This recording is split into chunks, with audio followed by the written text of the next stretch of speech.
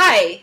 So welcome to what I think is going to be called my show called Downsizing Made Delicious, and I'm going to figure out how to take my house that is a complete transfer from down the hall. I went from a three bedroom with sort of like a nook den thing apartment, which is like the nicest apartment I think in the building, and I moved into a 2 bedroom with a little Nook thing, and I have a daughter who has autism. I have a room that's dedicated to her, working with people using the Sunrise program and the Anapaniel method, which I'm a practitioner of and can work with people's kids. Just put a plug in for that.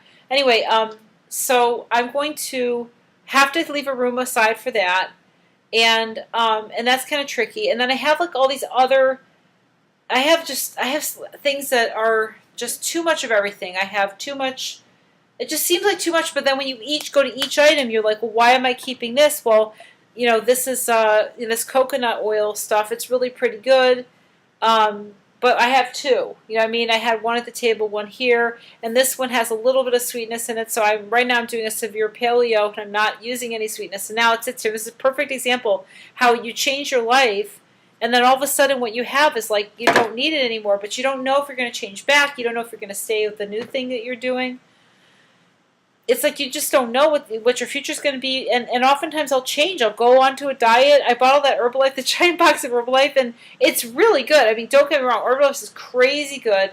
It tastes delicious. You can mix it with kale, and it's like green, and oh my god, it's so delicious. But I'm now doing paleo without sweetening in it, and it's working really well for me, which is like the Wild Fit diet. And if you do that, you're not supposed to eat sweeteners, so of any kind, even the sort of good ones or sort of okay ones. So what if I stop doing the diet? What if I stop doing the paleo diet? What if I go back to the Herbalife diet? I have all the Herbalife. So when do I decide it's enough time to just like let something go? Like, how do you make that decision quickly? And I don't buy the thing about I haven't used it for 6 months. I probably don't need it, because I can't tell you. It's been a lot of times that I'll buy a book, for example. Maybe it's just unique to books.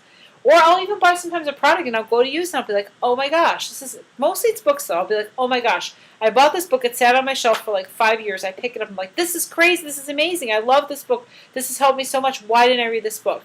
I will buy something. It'll sit there for several years. So I don't buy that having something for 6 months means you'll never use it, or there's no value to you using it. And it is a pain sometimes to buy things when somebody refers you to something and you go to read it, and then you change your mind and you go back later like, yeah, this is a pretty good book. I'm really glad I kept it.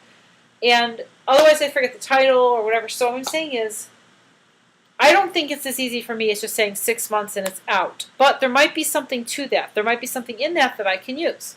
So for example, if I haven't used it for 6 months, I might actually start asking myself if I've fallen out of favor with it. Because I know that sometimes I'll buy things and then I'll change, and it'll mean that the thing falls out of favor, or I'll notice it isn't quite as good as the thing I bought it for as I thought it would be, and then I think, well, maybe I'll change my mind, or maybe it'll work, and then I never come back to it. So, and I don't know where to begin. I was going to say, with that, let's begin.